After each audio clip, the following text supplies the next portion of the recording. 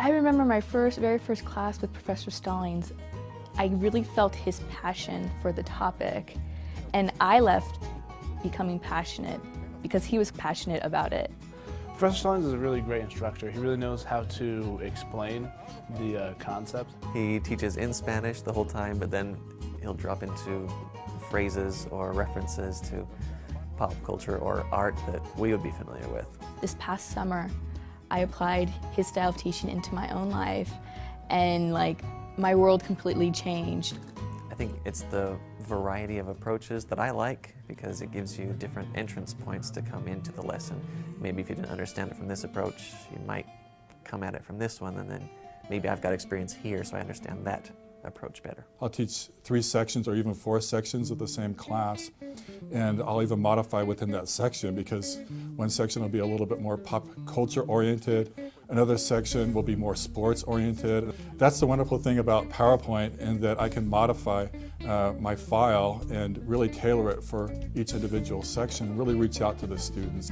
Multimedia, just the PowerPoints, and the PowerPoints are very simple, they're not complicated, just bullet points, several words, not just strictly lecture and taking notes, but that interaction with the student and the professor, and developing that relationship, as well as opening the student to another world of music and video, and taking that aspect and learning from that.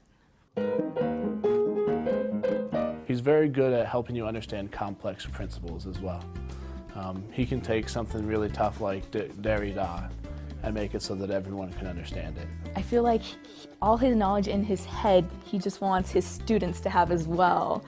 In the classroom, it's wonderful that I can use imagery like I was doing today to correspond to my authors or to my philosophers. I can show them an image of Dionysus for Nietzsche, or an image of Lorca playing the piano, or even some footage of Lorca playing the piano, so it becomes more immediate and more real.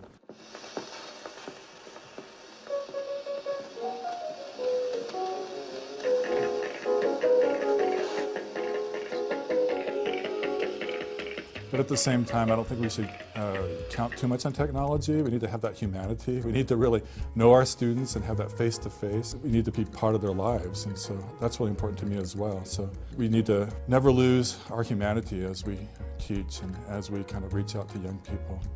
He relates really well with the students. I mean, all the professors relate well with the students, but he just has a really good rapport with all of his students. And I know, talking to my friends, that everyone really likes taking classes from him. And so I really try to get away from that kind of monologue of the traditional teacher and to really have a group discussion, a collective discussion of the literary text that day. With the idea that the students will be able to go on and communicate ideas and concepts and really empathize and reach out as professionals or even church leaders someday in the future in Spanish.